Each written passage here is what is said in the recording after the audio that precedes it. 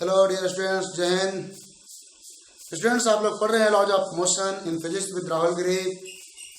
तो जुड़े रहिए, पढ़ते रहिए, आगे बढ़ते रहिए और बताते रहिए कि आपको समझ में आ रहा है कि नहीं आ रहा है। लॉज ऑफ मोशन पढ़ रहे हैं आप लोग। लॉज ऑफ मोशन में आप लोग न्यूटन्स लॉज ऑफ मोशन तीनों लॉज पढ़ लिए हुए हैं और उन पर कुछ डिस्कशन पिछले दिन हुआ था और मैंने कहा था F=ma पर आप लोग कुछ क्वेश्चंस करिएगा। हाँ, लेकिन अभी एक बात तो बतानी बाकी रहेगी, उसमें फोर्स का जिक्र हो रहा है। हाँ, force is defined by Newton's first law of motion. ये सारी बातें तो आप लोग जान चुके हैं। फोर्स की यूनिट बतानी बाकी रहेगी। ये क्या गजब की बात बाकी है अभी, यूनिट ऑफ फोर्स। क्या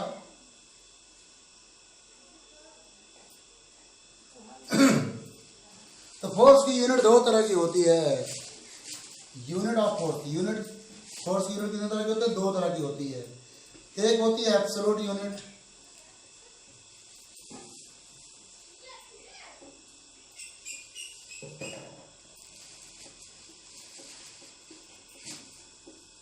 और दूसरी होती है ग्रेविटेशनल यूनिट।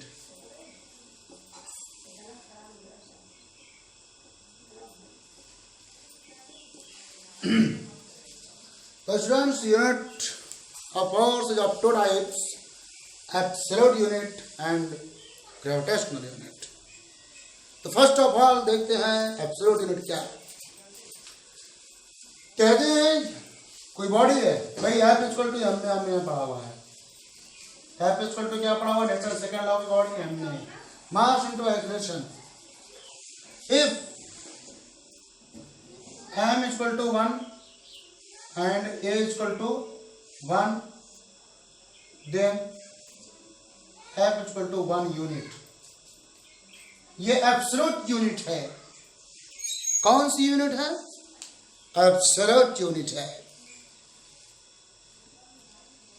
क्या है सर, समझ में नहीं आया? Very simple. A force which creates an acceleration of unit amount in a body of unit mass is known as absolute unit of the force. तो स्टूडेंट्स, बता रहा था कि ऐसा force, that amount of force which creates an acceleration of unit amount in a body of unit mass is known as absolute unit of force. Once again, that amount of force, that amount of force which creates an acceleration of unit amount in a body of unit mass is known as absolute unit of the force. इसे क्या बोलते हैं? absolute unit बोलते हैं। absolute unit of force is of two types. तो students, absolute unit क्या है आपको क्लियर हो गया होगा। एब्सोल्यूट यूनिट अलग अलग सिस्टम में अलग अलग होती है। तो एक एब्सोल्यूट यूनिट की बात मैं करता हूँ, एक है न्यूटन। क्या है? न्यूटन कैपिटल एन से रिप्रेजेंट करते हैं। और दूसरी एब्सोल्यूट यूनिट है डाइन, है ना, उसको हम लोग DYN से रिप्रेजेंट करते हैं। ये इन SI में ये यूनिट है और ये है इन CGS। समझ रहे ना? फोर्स की ये दो यूनिट्स है जिन्हें एब्सोल्यूट यूनिट कहते हैं। क्या कहते हैं? एब्सोल्यूट यूनिट कहते हैं। एक है न्यूटन, दूसरा है डाइन। इनकी डेफिनेशन कैसे बनेगी? इनकी डेफिनेशन बनेगी F=ma से m=1 किलोग्राम हो, एक्सेलरेशन 1 मीटर पर सेकंड स्क्वायर हो, तो फोर्स जो होगा 1 किलोग्राम इंटू 1 मीटर पर second square equal to 1 kilogram metre पर सेकंड स्क्वायर। इसी को 1 न्यूटन कहते हैं। F=ma से ये निकाल दिया। मतलब डेफिनेशन यहीं से आप बना सकते हो। क्या? कि a force that creates an acceleration of 1 meter per second square in a body of mass 1 kilogram is known as 1 Newton. 1 Newton is that force 1 Newton is that force which creates an acceleration of 1 meter per second square in a body of mass 1 kilogram. Okay, very simple. दूसरी बात देख लो, dine. ये dine जो CG system में force की unit है, तो इसके लिए क्या बनेगा? m इक्वल टू 1 ग्राम हो, a इक्वल टू 1 सेंटीमीटर पर सेकंड स्क्वायर हो, तो f equal to 1 gram into 1 centimetre पर सेकंड स्क्वायर हो जाएगा. 1 ग्राम सेंटीमीटर पर सेकंड स्क्वायर, और इसको लिखा जाएगा 1 dyne. Means 1 dine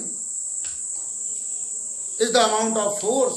1 dyne is the amount of force which creates an acceleration of 1 centimeter per second square in a body of mass 1 gram. सोचो students, कितना easy है क्या? That amount of force which creates an acceleration of 1 centimeter per second square in a body of mass 1 gram is known as 1 dyne. Okay, so 1 dine कहेंगे. और dine और Newton में क्या relation होता है? अगर आप रिलेशन देखने की कोशिश करें तो 1 न्यूटन इक्वल टू, जो आप लिखते हैं 1 किलोग्राम मीटर पर सेकंड स्क्वायर. किलोग्राम को आप लिख सकते हैं 10 to the power 3 gram, metre को आप लिख सकते हैं 10 to the power 2 centimetre. Second तो सेकंड ही रहता है, कोई भी सिस्टम हो तो हो जाएगा equal to 10 to the power 5 gram centimetre पर सेकंड स्क्वायर. किलोग्राम को ग्राम में, मीटर को सेंटीमीटर में, सेकंड तो सेकंड ही रहेगा, तो ग्राम सेंटीमीटर पर सेकंड स्क्वायर आएगा. इसका मतलब डाइन होता है, तो 1 newton equal to 10 to the power 5 dyne. ये आपने कैलकुलेट कर लिया. ये है, this is the relation between newton and dyne. ध्यान देने की बात है स्टूडेंट्स, जब आप क्वेश्चन को सॉल्व कर रहे होंगे, सारी यूनिट्स एक ही सिस्टम की होनी चाहिए, चाहे वो सीजीएस में हो चाहे एमकेएस में हो. सारी क्वांटिटीज, जितनी भी क्वांटिटीज को आपको फार्मूले में पुट करके सॉल्व करना है, सारी क्वांटिटीज एक ही सिस्टम ऑफ यूनिट में होनी चाहिए. तो 1 newton is equal to 10 to the power 5 dyne, ये रिलेशन आ गया. हाँ, ओके. तो एब्सोल्यूट यूनिट का जिक्र मैंने कर दिया. आइए ग्रेविटेशनल यूनिट की बात करते हैं. ये भी एक सीजीएस सिस्टम में एक, और एसआई सिस्टम में इसका एक और सीजीएस में दूसरा होता है. एसआई में क्या होता है? एसआई में ग्रेविटेशनल यूनिट बोलते हैं. पहले तो बात ही देख लो भैया, ग्रेविटेशनल यूनिट की डिफिनेशन क्या बनी? General definition. कहते हैं that amount of force which creates an acceleration equal to acceleration due to gravity in a body of unit mass is known as gravitational unit of force. नहीं आ समझ में? Once again, that amount of force which creates an acceleration equal to acceleration due to gravity, equal to acceleration due to gravity in a body of unit mass, in a body of unit mass is known as gravitational unit of force. In a SI system it is kilogram force.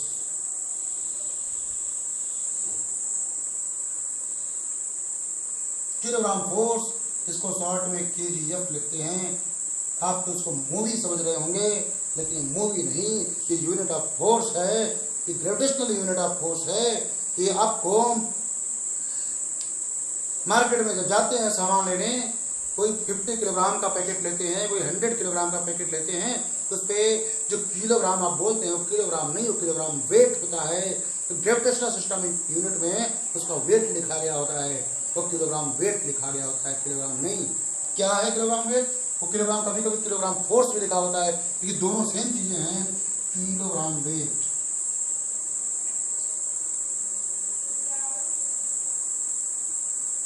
Force की unit generally, force की gravitational unit generally wait को major करने में ही use की जाती है. इसलिए इसको हम वेट से भी जोड़ के लिखते हैं. इस यूनिट का नाम किलोग्राम वेट भी होता है, KGWT. ये आपको लिखा मिलेगा पैकेट्स पर. Okay, kilogram weight. और ये किसमें है? ये है इन SI, international system of the unit में है ये। तो स्टूडेंट्स बताइए अब इसकी डिफिनेशन कैसे बनाएंगे। यहाँ पे मास कितना होना चाहिए? मास तो यूनिट होना चाहिए, बट एक्सेलरेशन कितना होना चाहिए? एक्सेलरेशन ड्यू टू ग्रेविटी होना चाहिए, अर्थात अर्थ पर 9.8 या 10 होना चाहिए। 9.8 मीटर पर सेकंड स्क्वायर होना चाहिए। और अगर देखा जाए तो 1 किलोग्राम फोर्स इक्वल टू क्या आ जाएगा?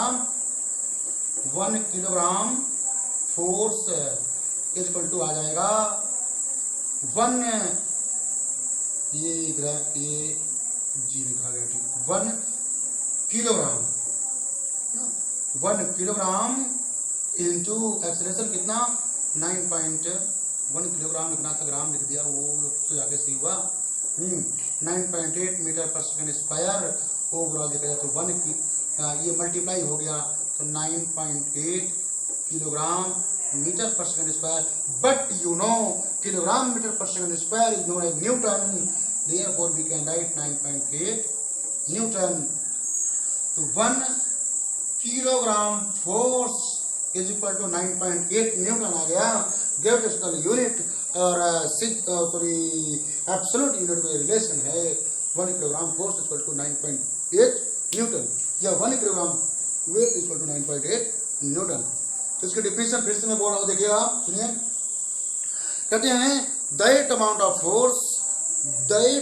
Of force which creates an acceleration equal to an acceleration of 9.8 metre पर second square, that creates an acceleration of 9.8 metre पर second square in a body of unit mass, in a body of mass 1 kilogram is known as 1 kilogram force और 1 kilogram wait.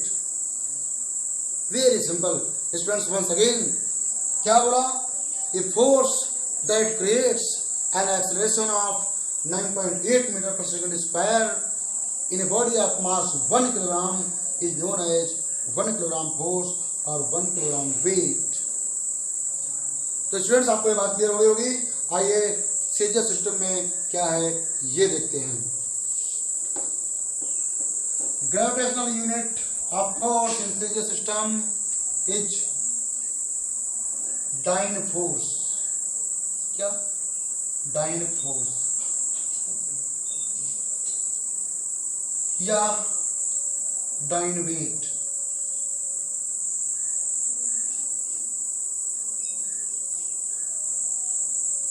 है ना? ग्राम centimetre पर second square wait. और इसकी definition कैसे बनेगी? कहेंगे यहाँ पे मास 1 ग्राम होना चाहिए, 1 ग्राम होना चाहिए और acceleration due to gravity in सेजियर सिस्टम है 980 सेंटीमीटर पर सेकंड स्क्वायर। मल्टीप्लाई होंगे तो F इक्वल टू आएगा 980 ग्राम सेंटीमीटर पर second square, but it is known as dyne. इसी को 1 यूनिट बोलते हैं। क्या बोलते हैं? 1, यहां लिखता हूं 1 dyne weight is equal to 980 dyne. Okay students, तो मुझे लगता है आपको ये बात क्लियर हो रही होगी, ये हो गई होगी। हैं? वेरी सिंपल, आपको कोई दिक्कत नहीं होनी चाहिए। हैं? और देखा जाए किलोग्राम फोर्स डाइन वेट में रिलेशन निकाला जाए, इन दोनों से देखिए निकल जाएगा। यहाँ पे 100 से मल्टीप्लाई कीजिए तो इसके बराबर आ जाएगा, 100 को मल्टीप्लाई करना पड़ेगा, है ना। किलोग्राम फोर्स को डाइन फोर्स में रिप्रेजेंट करने के लिए किलोग्राम फोर्स में 100 से मल्टीप्लाई करना पड़ेगा। क्या देखो 100 से मल्टीप्लाई करो 980 हो जाएगा ना, जो कि यहाँ पे है ना। तो न्यूमेरिकली इक्वल दिखाने के लिए हमें ये करना पड़ेगा। फिलहाल कोई दिक्कत नहीं, आप इसको समझ लेंगे। तो आपको ये बात समझ में आ गई ना। ये ग्रेविटेशनल यूनिट और एब्सोल्यूट यूनिट में रिलेशन क्या है, ग्रेविटेशनल यूनिट क्या है, एब्सोल्यूट यूनिट क्या है, क्लियर हो गया। इसको डिफिनेशन एक बार मैं बोल देता हूं फिर से। क्या? That amount of force which creates an acceleration of 980 centimeter per second square in a body of mass 1 gram is known as 109 force या 109 weight। और ध्यान रहे स्टूडेंट्स, बहुत गजब की बात है, एब्सोल्यूट यूनिट ऑफ फोर्स, उसका नाम एब्सोल्यूट क्यों है? क्योंकि पूरे यूनिवर्स में डिफिनेशन नहीं बदलेगी, पूरे यूनिवर्स में आप देखो डिफिनेशन वही रहेगी।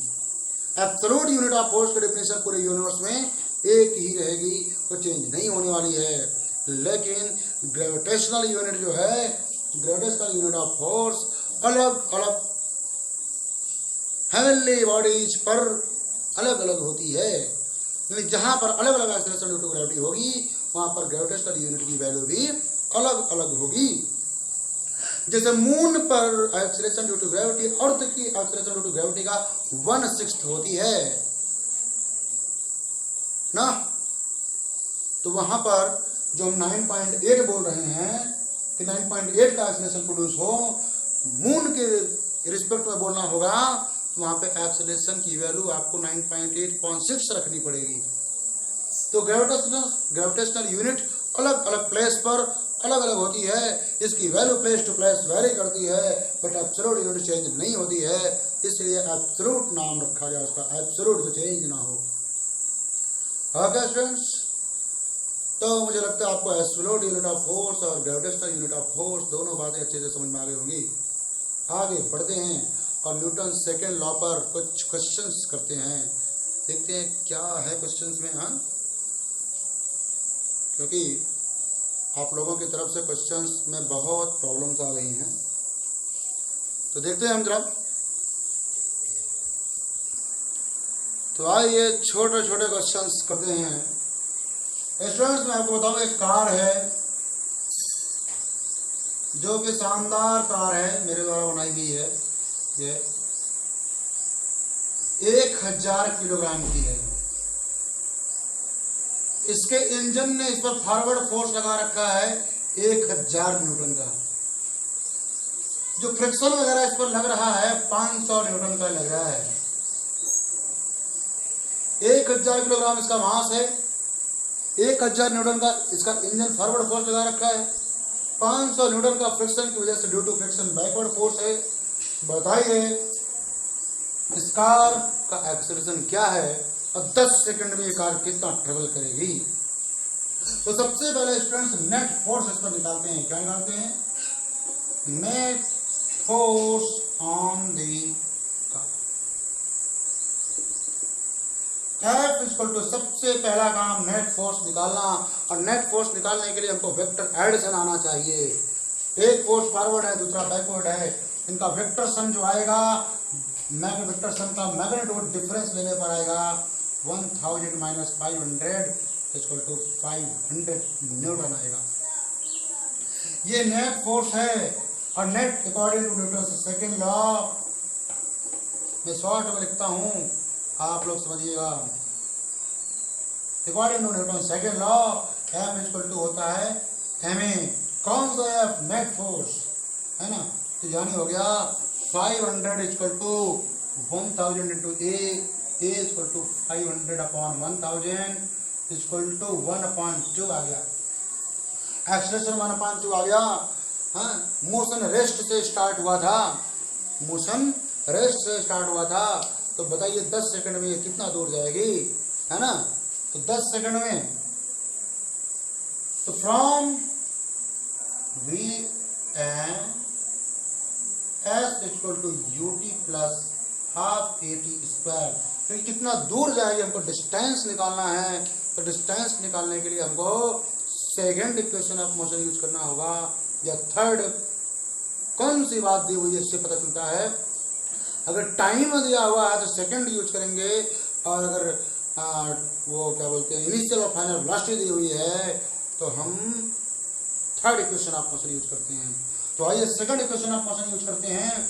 u इनिशियल वेलोसिटी तो 0 है, प्लस 1/2 एक्सेलरेशन की वैल्यू 1/2 निकाला हूं, टाइम को 10 दिया गया, 10 टू द स्क्वायर, यानी s इक्वल टू आ गया 100/4 यानी 25 मीटर।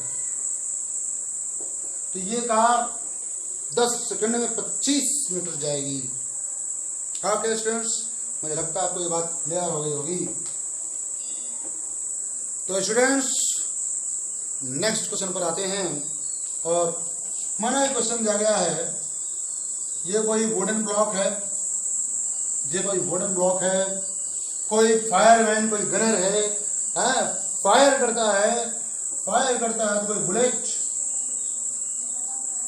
जो कितने मास की है 0.04 किलोग्राम की बुलेट आ रही है 90 मीटर पर सेकंड की स्पीड से बाहर निकलती है और आकर के इस वुडन ब्लॉक में एंटर करती है। क्या करती है? इस वुडन ब्लॉक में एंटर करती है और इसके अंदर वो 60 सेंटीमीटर 60 सेंटीमीटर आकर के रुक जाती है ना। Enters up to 60 centimetre in the wooden block, then find the average resistive force exerted by the wooden block on the bullet. A bullet of mass 0.04 kilogram running at a speed of 90 meter per second, at a speed of 90 meter per second, enters a wooden block and gets stopped at 60 centimeter inside the block. Then find the average resistive force exerted by the block. तो students बहुत ही आसान सा question है, बताओ आप इसको कैसे solve करोगे। एक तो change momentum one time interval कर देते, बट टाइम हमको नहीं पता, डिस्टेंस पता है। एक काम करते हैं, एक्सेलरेशन निकालते हैं। कैसे कि इनिशियल वेलोसिटी पता 90 मीटर पर सेकंड, जाकर के रुकी तब फाइनल वेलोसिटी क्या है पता 0, डिस्टेंस पता, एक्सेलरेशन निकालना है। Initial velocity, final velocity, distance तीनों पता है और एक्सेलरेशन निकालना है। तो ये सब डेटा को कवर करने वाला इक्वेशन ऑफ मोशन है थर्ड इक्वेशन ऑफ मोशन। क्या? Third equation of motion, v square equal to u square plus 2as। ये क्या है? एक्सेलरेशन है जो वुडन ब्लॉक के द्वारा लगाया गया।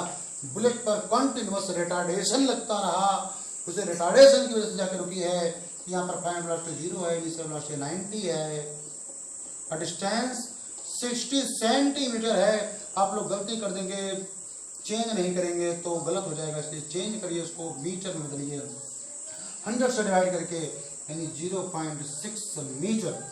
वैल्यूज को यहाँ पे पुट करते हैं तो आएगा क्या? v का वैल्यू 0, u का वैल्यू कितना 90 to the square plus 2 into a into s। s की वैल्यू कितनी भैया? दिया हुआ 0.6। साइन कन्वेंशन आपको मैं बता दूं, direction of motion of bullet को हमने पॉजिटिव लिया है और उसकी अपोजिट डायरेक्शन को नेगेटिव लिया है। तो यहाँ पर सब डायरेक्शन में ही तो है। ये देखिए वेलोसिटी भी राइट है और डिस्प्लेसमेंट भी राइट है। वेलोसिटी डिस्प्लेसमेंट दोनों को हमने पॉजिटिव लेके सॉल्व कर रहे हैं। तो ये 90 का स्क्वायर कितना है भैया? 8100 प्लस कितना आएगा 1.2a।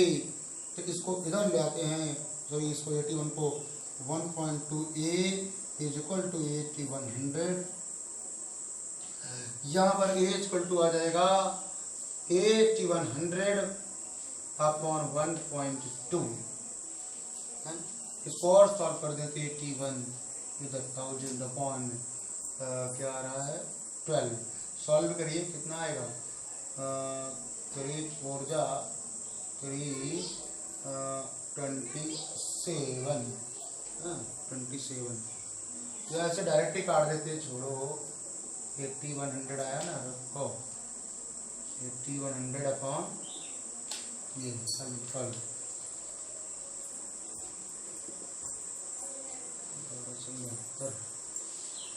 9 80।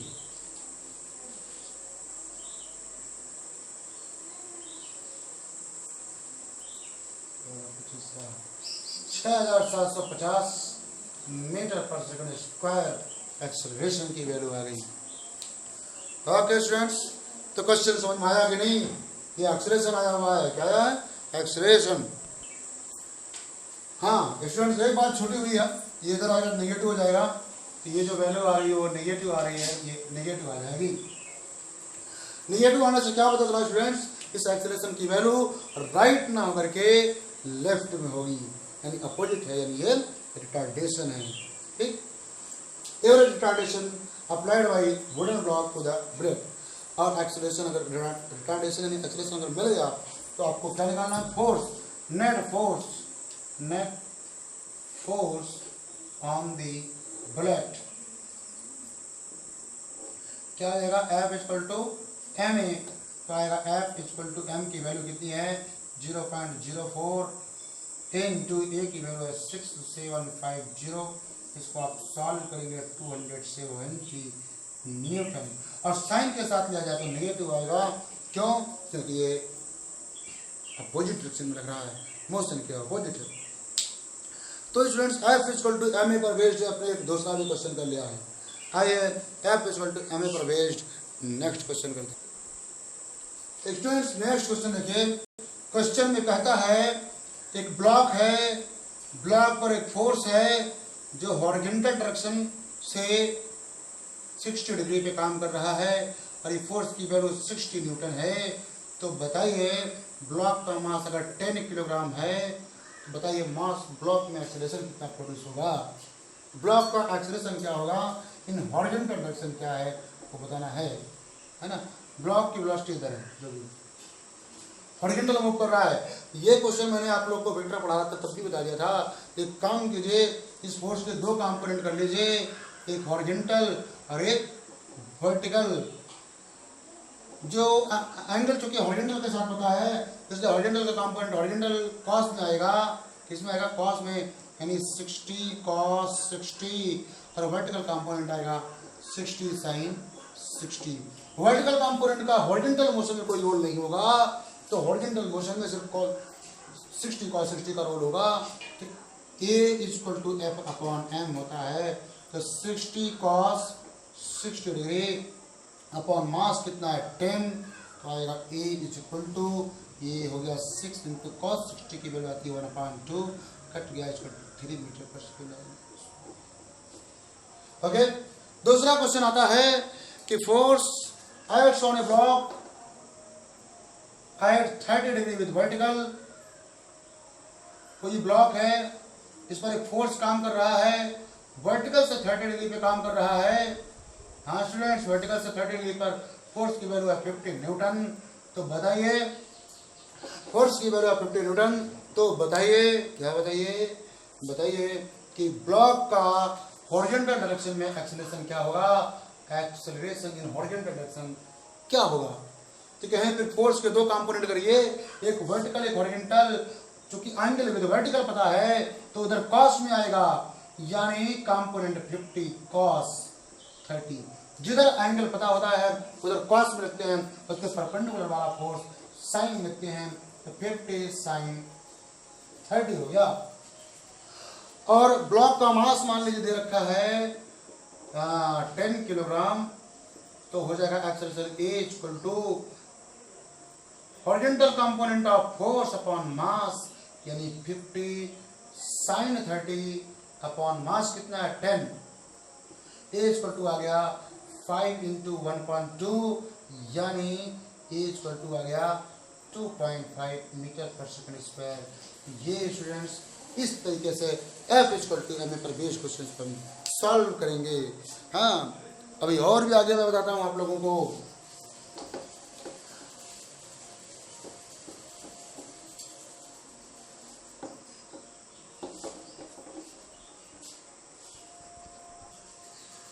तो स्टूडेंट्स अपना अगला क्वेश्चन है, कोई ब्लॉक है, इस पर दो फोर्सेस लगे हुए हैं। मैं आपको बताऊं, एक फोर्स मैं यहाँ दिखा रहा हूँ, ये देखिए कितना है, ये 6√2 न्यूटन का। दूसरा फोर्स यहाँ से पुल, एक पुश कर रहा है दूसरा पुल कर रहा है, 5√2 न्यूटन का। और दोनों फोर्सेस के बीच में जो एंगल है वो 60 डिग्री है। बॉडी का मास जो है 1000 किलोग्राम है। तो बताइए बॉडी में एक्सेलरेशन कितना प्रोड्यूस होगा, 10 सेकंड में बॉडी कितना ट्रेवल करेगी और 10 सेकंड के बाद बॉडी की वेलोसिटी क्या हो। तो क्वेश्चन है यहां पर, पहली बात तो एक्सेलरेशन क्या है, दूसरी बात distance travelled and velocity attend bye block in 10 second क्या है। तो आइए सबसे पहले दो फोर्सेस लगे हुए हैं, हमको दो फोर्सेस लगे हुए हैं तो दिक्कत हमारी बढ़ गई है। हमको सबसे पहले resultant of the two forces निकालना पड़ेगा। क्या निकालना पड़ेगा, resultant of the two forces निकालना पड़ेगा। इन दोनों फोर्सेस के बीच में एंगल 60 है। जरा विचार कीजिए, दोनों फोर्सेस को कोइनिशियल बनाइए तो कैसे बनेगा। आप कोइनिशियल बनाएंगे, देखिए एक फोर्स इधर काम कर रहा है 6√2 न्यूटन, दूसरा फोर्स इधर काम कर रहा है 5√2 न्यूटन। जो इनका बीच का एंगल है 60 डिग्री है। इनका जो रिजल्टेंट बनेगा वो इस तरह से बनेगा। ओके, ऐसे रिजल्टेंट बनेगा। तो रिजल्टेंट की वैल्यू फाइंड करने के लिए हमारा जो फार्मूला है R=√a² plus b² plus 2ab cos theta.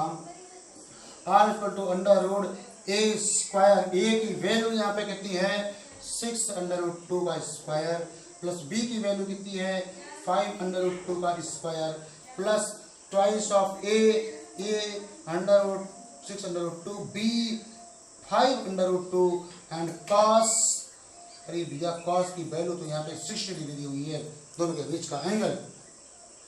Under कितना आएगा ये 72 प्लस 50 प्लस कितना आ रहा है 6 5 32 60 इंटू √2 मिला के 2 इंटू 1/2 1/2 कैंसिल, cos 60 1/2 होती है। हम तो ऐड कीजिए, सॉल्व कीजिए, कितना आएगा 2 बस 182 √182 आ रहा है। हाँ 2×18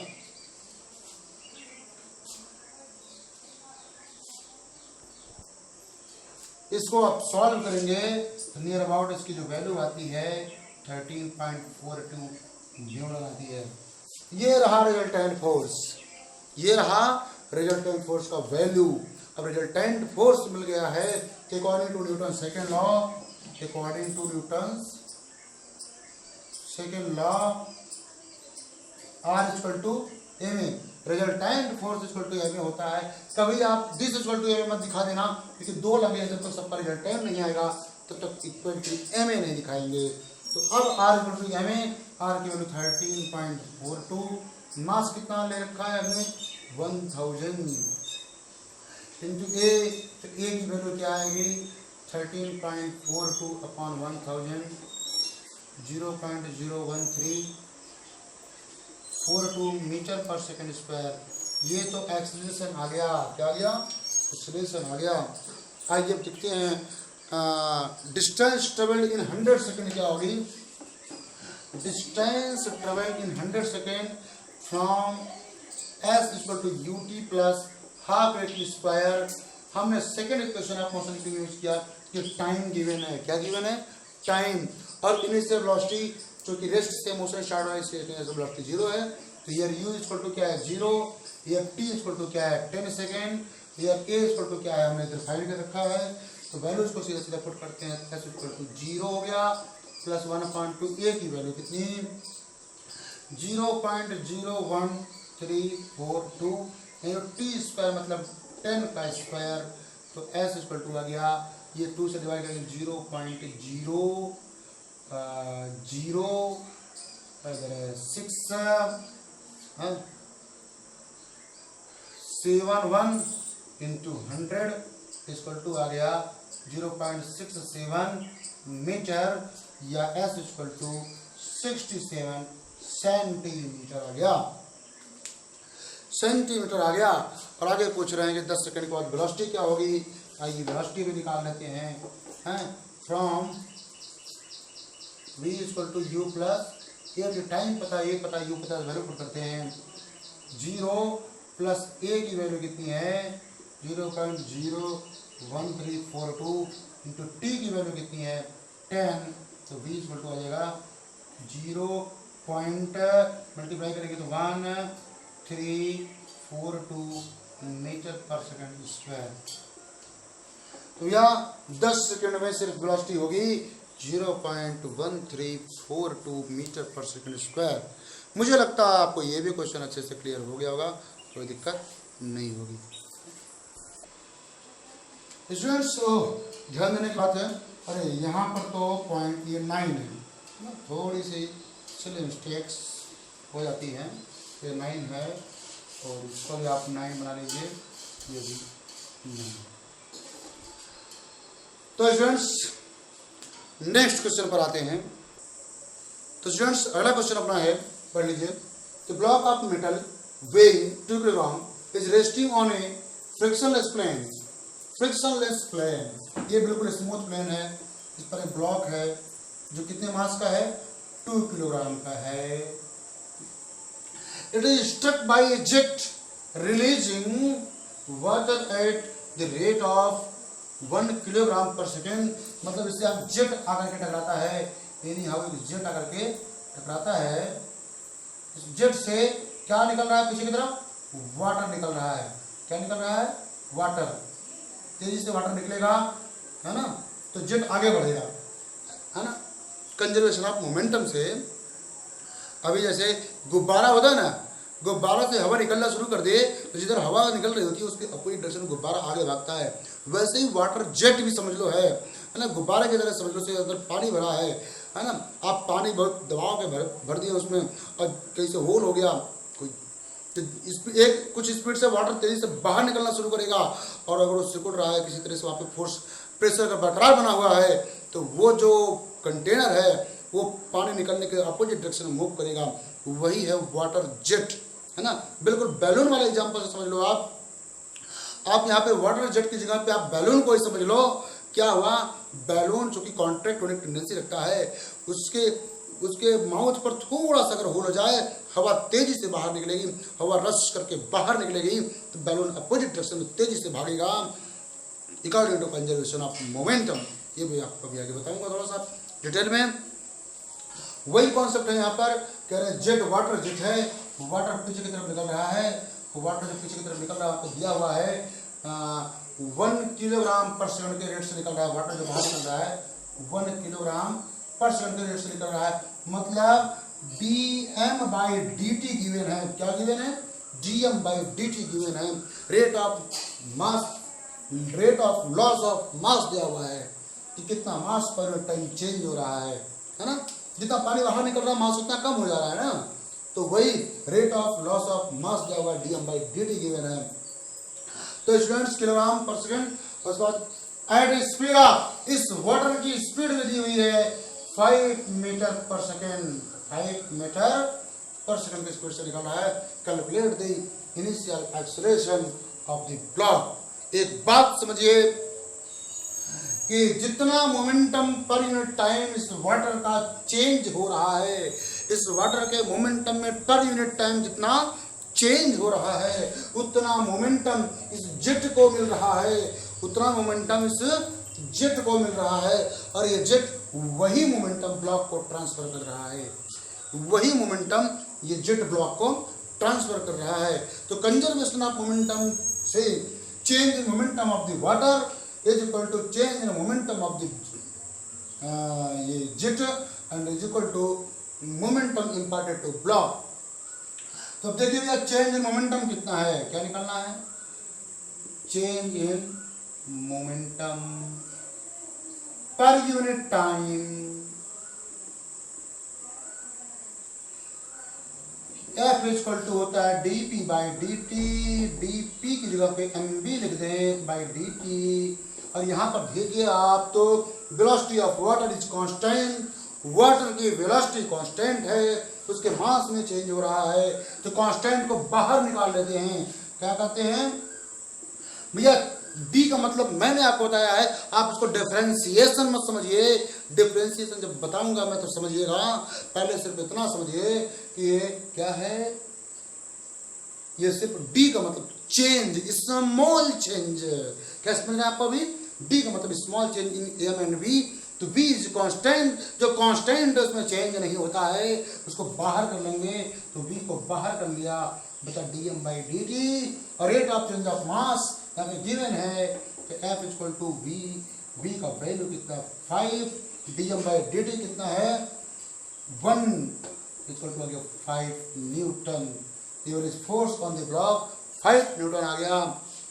और अगर एक्सेलरेशन निकालना है तो एफ बाई एम होता है, तो एफ मतलब 5, मास ऑफ ब्लॉक कितना है 2, इज 2.5 मीटर पर second square. Okay students,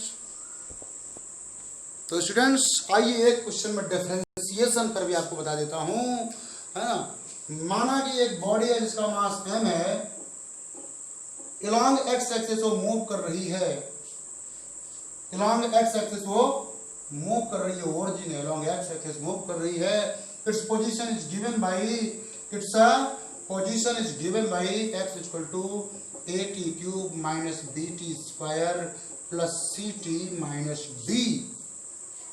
Its position is given by at cube minus bt square plus ct minus d.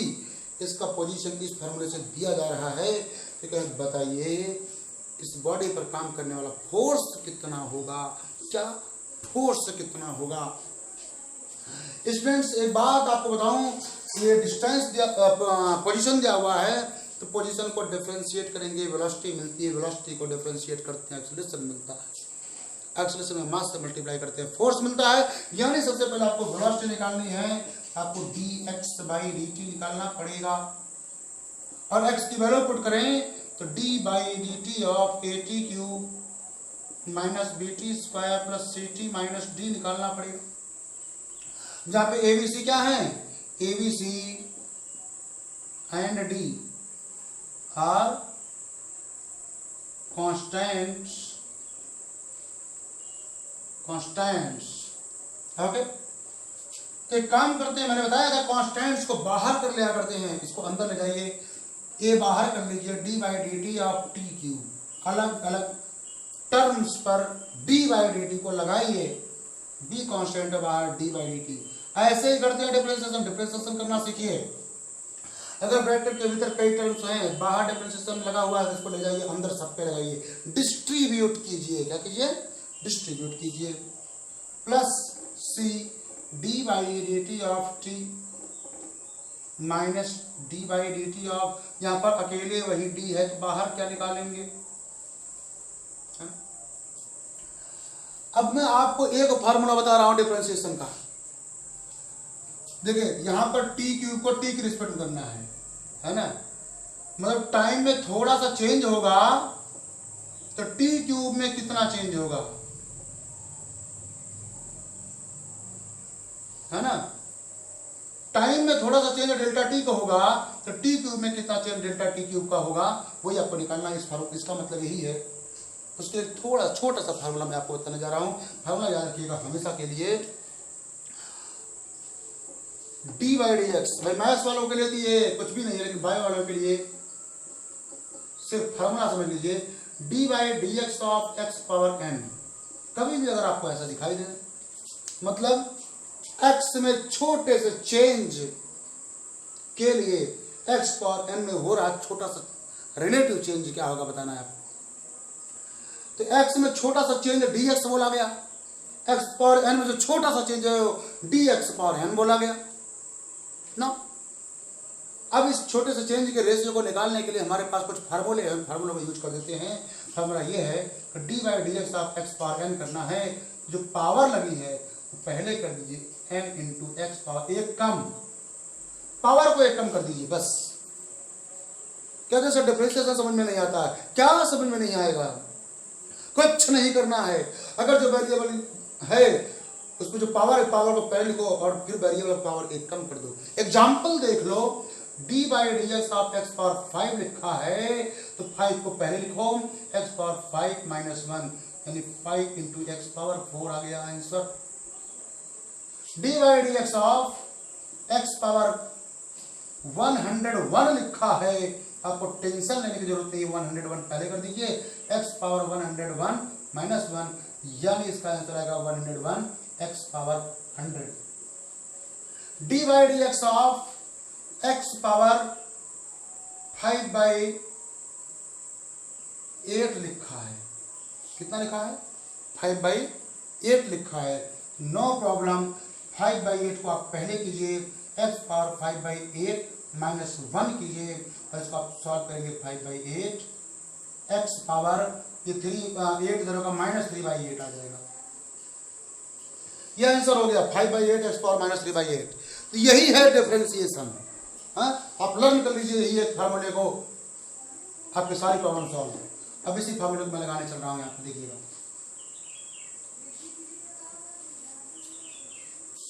v equal to a into, देखो power में क्या करना है, पहले लिखना है, अब पावर एक कम 3 - 1 माइनस b इंटू पावर को पहले, पावर में एक कम, प्लस c, इसकी पावर कुछ नहीं मतलब 1 है, तो इंटू 1 इंटू टी का पावर 1 माइनस 1 माइनस, अगर एक कांस्टेंट है, कांस्टेंट में चेंज कभी होता नहीं है, zero, change in constant is always zero, इसलिए कांस्टेंट का डिफरेंशिएशन ऑलवेज जीरो लिख देना। अगर अकेला है तो हो गया 3a² 3a² माइनस 2b/t, 2 - 1 मतलब 2 - 1 का मतलब 1 लिखने की जरूरत नहीं है, प्लस c इंटू टी का पावर 0, और किसी भी नंबर किसी वैल्यू का पावर 0 मतलब 1 होता है। एक बात समझ लीजिए, dt/dt सेम क्वांटिटी ऊपर नीचे कट जाएगी, वैल्यू ऑलवेज 1 आएगी, ऐसा भी दिमाग में रख लो, कोई दिक्कत नहीं, ठीक। ये वैल्यू ऑलवेज 1 आएगी, अर्थात यहाँ पे c है, ठीक। ये नहीं लिख रहा हूं मैं, c का c। आपको वेलोसिटी मिल गई, एक्सीलरेशन चाहिए, तो acceleration equal to D by D T of v होता है, डी बाई डी टी होता है, तो आप D by D T of क्या लिखना है 3a² minus 2bt plus c लिखना है। अलग अलग कर दीजिए, डिस्ट्रीब्यूट कीजिए, 3a कांस्टेंट है बाहर रहेगा, D by D T of t² minus 2b को बाहर कर दीजिए, D by D T of t कर दीजिए, plus D by D T of c कीजिए। a इक्वल टू एक्सीलरेशन आ रहा है हमारे पास 3a, पावर को पहले लिखना होता है, डिफरेंशिएट करना ना भैया। अब डी बाई डी टी नहीं लिखाएंगे, फार्मूला लगा दिए तो डी बाई डी टी हटा देंगे, सिर्फ पावर पहले, t का पावर 2 - 1 एक कम माइनस 2b, यहां पर मैंने कहा डायरेक्ट लिखिएगा, dt बाई dt है तो 1 लिखिएगा इसकी वैल्यू को, प्लस कांस्टेंट का डिफरेंशिएशन आप 0 लिखिएगा। आपके पास जो एक्सेलरेशन आ रहा है 3 × 2 = 6 a t का पावर 2 - 1 माइनस 2b, एक्सेलरेशन आपको मिल गया। और जब आपको एक्सेलरेशन मिल गया तो आपको फोर्स चाहिए, F इक्वल टू ma होता है, F इक्वल टू आ गया m into 6at minus 2b, ये फोर्स की वैल्यू आ गई, जहां पे a b c d r constant, t is time, time की अलग अलग वैल्यू, फोर्स की अलग अलग वैल्यू है, फार्मूला बता रहा है। ओके स्टूडेंट्स, इस तरह से डिफरेंशिएट करके कैसे आप सॉल्व करोगे, ये बात मैंने आपको बतला दिया। तो आज की बात यहीं पे मैं समाप्त करता हूँ। आप इससे बेस्ट और भी क्वेश्चंस को सॉल्व करिएगा, कोई दिक्कत हो तो बताइएगा। नेक्स्ट डे मिलते हैं with next video. Thank you students.